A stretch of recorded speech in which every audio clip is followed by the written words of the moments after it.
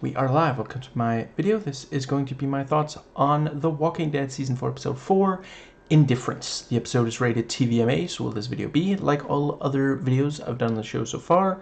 Absolutely love this episode. There will be spoilers for the episode and other ones leading up to it. Let's dive right in. So, yeah, I really appreciate it. Gradually, Rick gets to a point where he can confront Carol and, her...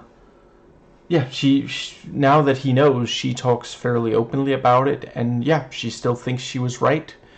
That's how she feels about it at the start of the episode, and that's how she still feels about it by the end of the episode, And if that's how she feels about it, then that's how she feels about it.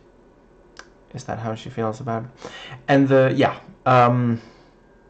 Rick lays down the law, don't come back, and yeah, I mean, I understand where she's coming from. I 100% sympathize with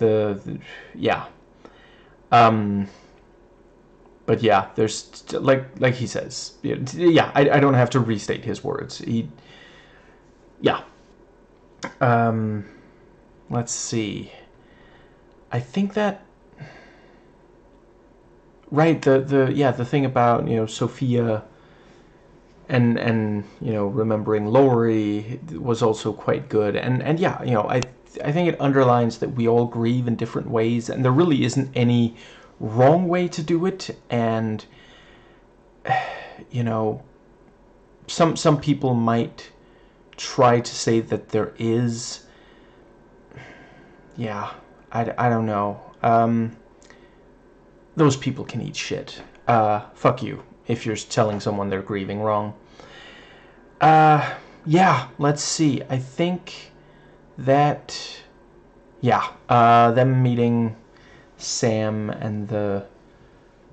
Right, I also, yeah, the point about, Lori made pancakes and they were just terrible, and I love her little chuckle when Rick says that. And yeah, she wanted them to be a family that ate pancakes Sunday morning, and yeah, like, such a big part of American culture and Western culture. I'll grant, we do that here in Denmark as well. It's just this idea of, you gotta live up to this certain idea. And yeah, I mean, ideals are ideas that have taken that L. Yeah, them meeting, let's see, Sam and Anna, I think it was. Yeah,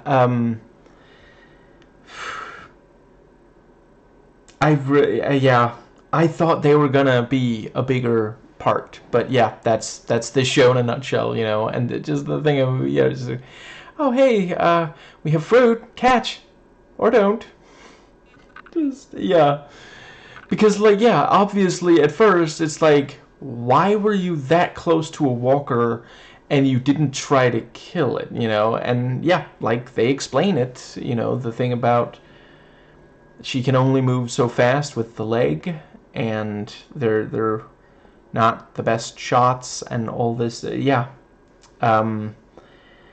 And Rick genuinely trying to, he's like, okay, you can stay at the prison. You should probably stay here until we are ready to come pick you up. And then Carol's just like, or you could check the houses.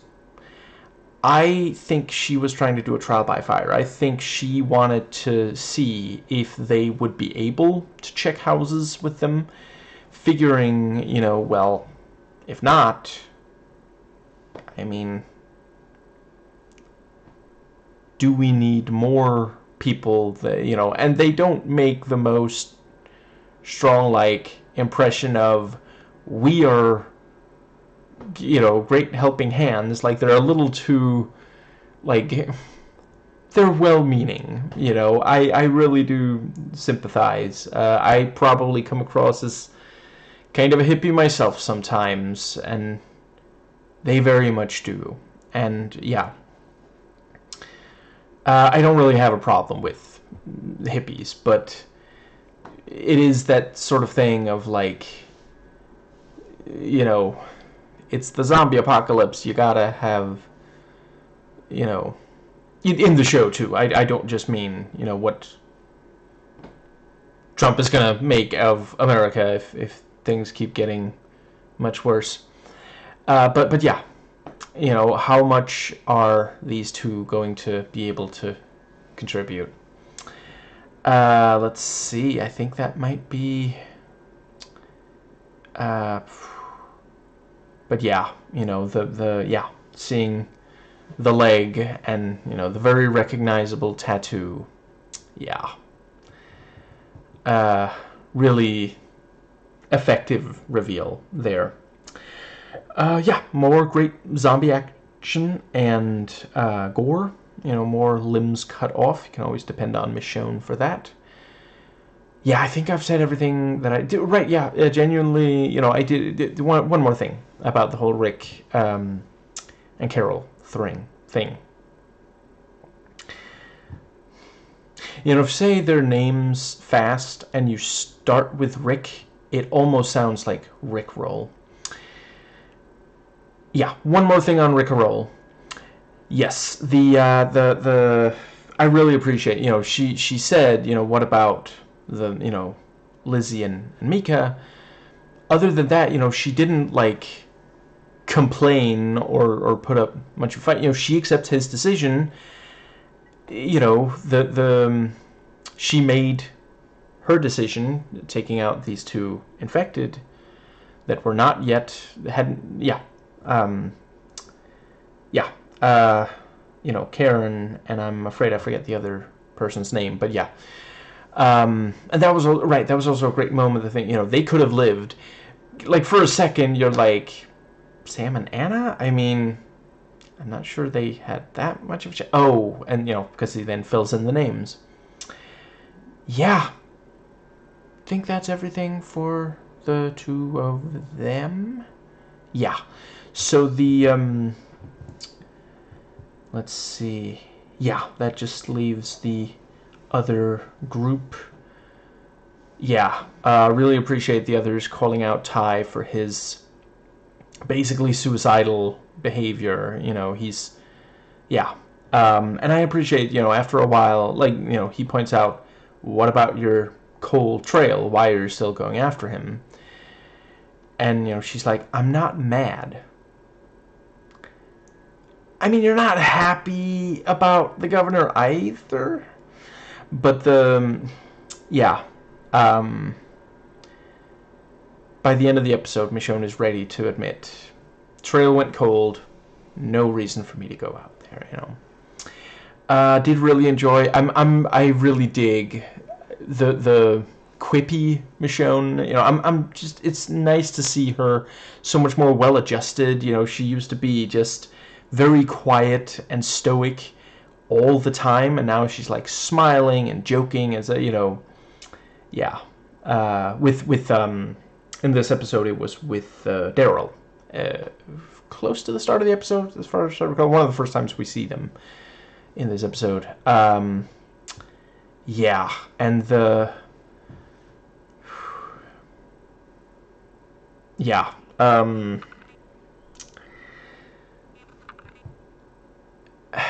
After all of that, he still got liquor. And that's why he didn't want to let go of the bag. Because at first, we're thinking, oh, he's worried about the people back there. He wants them to get the medication. No, he just wants the liquor. And then he, like, threatens to pull a gun on Daryl. And Daryl, like, goes all the way up in his personal space, like, yeah,